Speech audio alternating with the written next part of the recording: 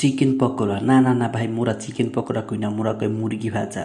গরিব মানুষ, মুরগি ভাজাই আমাদের কাছে ঠিক আছে। বন্ধুরা, এটা কিভাবে ভাজলাম সেটা একটু দেখুন সবাই। ভালো লাগলে অবশ্যই কমেন্টকে জানাবেন। প্রথমে নিয়েছি মধ্যে 1 কেজির মতো বেস্ট মুরগির। এরপরে সেটা ছোট ছোট ছোট ছোট কেটে নিয়েছি।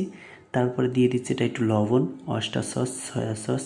তারপর দিয়ে দিচ্ছি বন্ধুরা 2টা ডিম, চিকেন পাউডার, সাদা তেল, তারপর মরিচের গুঁড়া, মরিচ, এরপরে দিয়েছে জিরা গুঁড়া। এক কথায় যত ধরনের মশলা আছে সব দিয়ে দেবেন, কারণ মশলা ছাড়া কোনো কিছু টেস্ট হয় না। টেস্টের জন্য অবশ্যই মশলা ইউজ করতে হবে।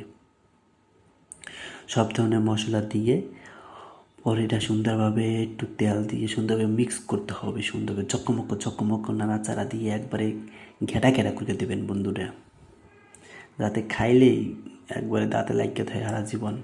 এরপরে কুচি কুচি কুচি কুচি করে কতজন পেঁয়াজ পাতা কেটে রেখেছিলাম সেটাও দিয়ে দিলাম। আবার চকমক করে নাড়াচাড়া দিয়ে মিক্স করে নিচ্ছি।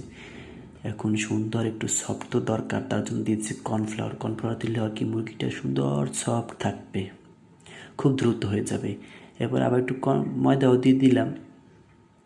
সুন্দরভাবে মিক্স করে এখন করবো কি, ডুবা তেলে একটু ছেড়ে দেবেন। ওয়াও, দেখবেন কত সুন্দর হয়ে গেছে চিকেন পকোড়া, না না না, মুরগি ভাজা। ওকে বন্ধুরা, বাই বাই।